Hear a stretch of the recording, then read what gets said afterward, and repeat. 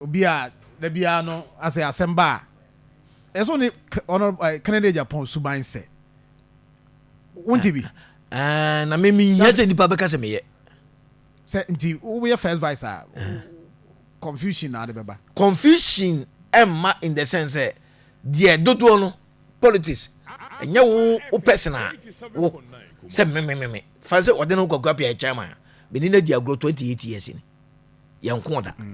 You do baby or can side, Mr. Come side. You cried the agency at the attempted a diagro, oh fee. Because you were there, owns and no casano, a court fast cut. I was with them, Massa. Jamie a penny, we ain't saying anything. Neafa. And son, I'll become meeting the credits. I don't know the corner. Executives Modikai, I general home, phone so you be we say, confusion no, and you can be anti as any say. Media a SAS, a one. Miss Anna me pen. Na say obu so befa utumi so e de asisi obi a oni sa utumi ni bi jude eno so de mempene na minim se de kwaku no ope no eno ana mepe ya dia gro se de ngon kasa me meka ho na me me advisor odi ase ono the frame no se me beka ho bi na me tie na ki okay last 4 years me kai pa se me na tie na ki ya dia gura ya ngon da e be penne Tama chairman for no kra no ye di ewura untimi achi di fie ko meeting me ana di meeting ko di fie me ana bi sa meeting si enko yen ko fie o ye nipa senior o tema I hope chana ye send papa ye sofo kakra sofo o ye nipa chairman den ho kwa I mean o ye nipa sa nipa no we ni su no sa nipa su no enye ye mfa na sa se e nyame na de ma all times be Chama Coca cares for every Coca cares. Say a sentiment Coca and Name because me I am in better mechanic or then go up here. And you more affiliated. What you say? Obey time of Minicia, no, you're sending my governor Ponti or be quiet, this at all. What you say? And I'm this year or then home. Obey the chairman or Cordier, I'm some youth organizer, I'm some big chairman.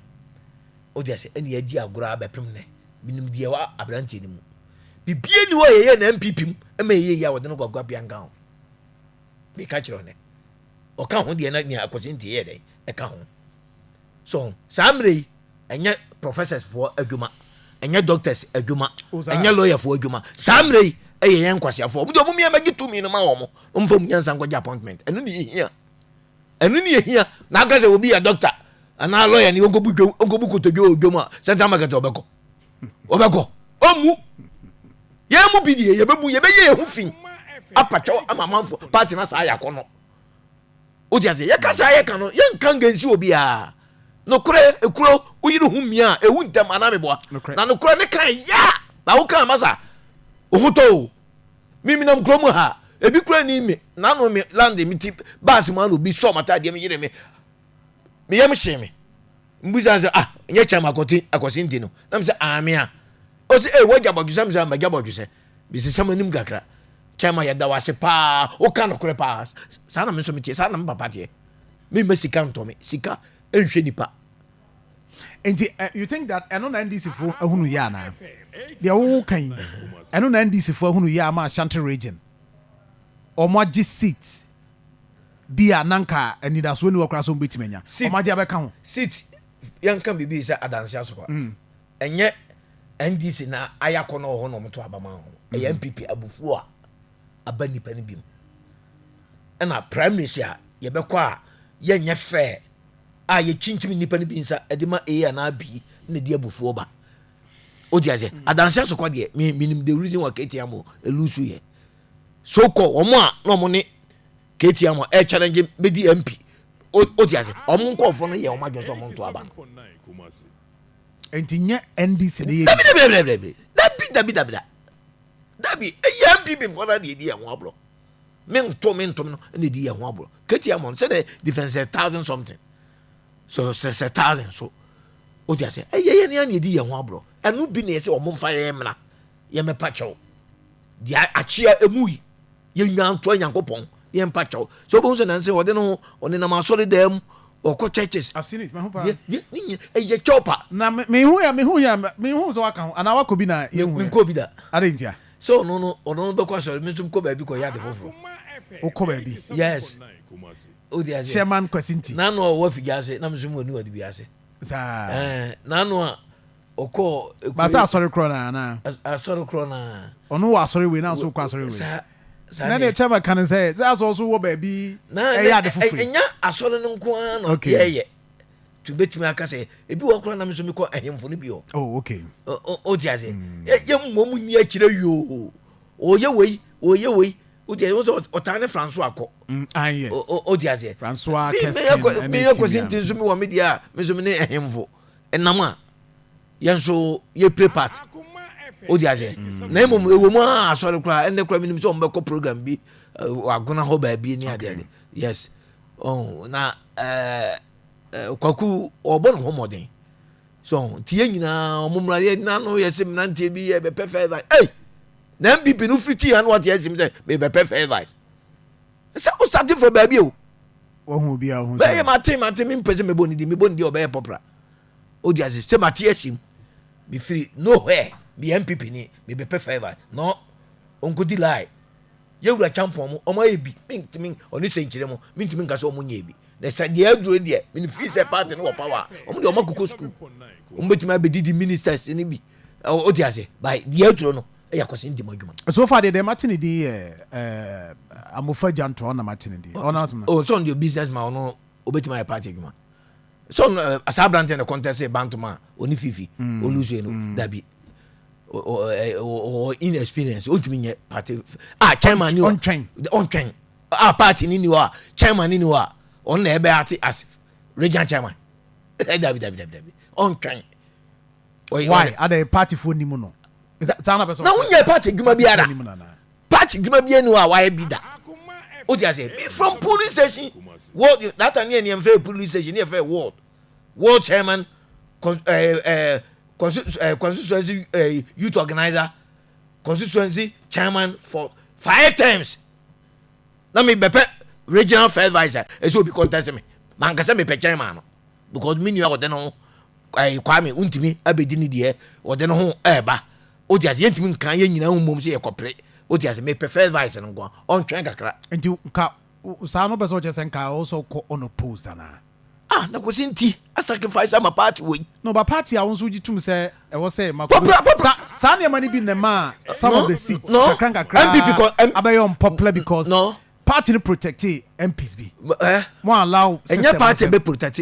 MPs bi nya wasam na meka nanso MPP constitution popular acclamation oh yes ye hwadwuma a waye a obetimi dia except party no bo abaso ene assembly ye opposition sikasem wodin o di ase hwe sika o di beto fu o di be call rounds o di ase ye kan ni na bo mo ye betimi dia be the party officer amayen edan ya ni yesi ni wo chi ai sa me na me organizer for dan no committee no ye yi hu film na dan naka edan de he we MPP party office no yes e kai say cement bi hu asem mere bi me no di nkomo kra wa ha yes na ye say cement no ne ye here say edan naka sika sem receipt ni ade edan aka amonfa chairman area no land no that's why a party in there na land no ha de na ba bi NDC office won nya ban dia some abandoned tie bia na da bi edan say structure wo so untimi muntungu but abandoned abandoned ye be ko so ye be si dan ansa na MPP 2028 election aba o de no o a big man sabi o yo bia wonka sabebre na no Kennedy can come can bia semya ma me kan o ba bi so say o senka o man ni serious pa o senka Ashanti region de ekosunti o senka NPP nka egu o senka electoral commission kra no revoke some licenses on their no because as a party o stronghold unni party office I will pretty there me bedi constituency chairman na me de masase ama AC party office there ma former party office me am there obi eni obeti maka say obo ami once there mere bi ye omu penti no yes NDC yes me am there one see me am see dan asase na me there o just o call de no ho a constituency or call the Obudi party office Kwabre Wabu Sina Bonsan Kwabre enough Kwabre oh there was police station Wabu na all say Sina Bonsan and me fa watch e wo fa watch Wabu Sina Bonsan oh okay o just say those days every town be an or the no gwagwapia e party office every town with the constituency any part of I any other na mu nyina nso mo ntimi amfasa effort na me share regional or the no party chairman me na me party chairman if master say yeah do a obeye anu nti a say o maye bi o mo ntrancha ne ne me fa party ne me nwade o maye bi yantimi nka so o mo nyi o dia say o maye bi o mo nko o mo ntrancha no maye council of elders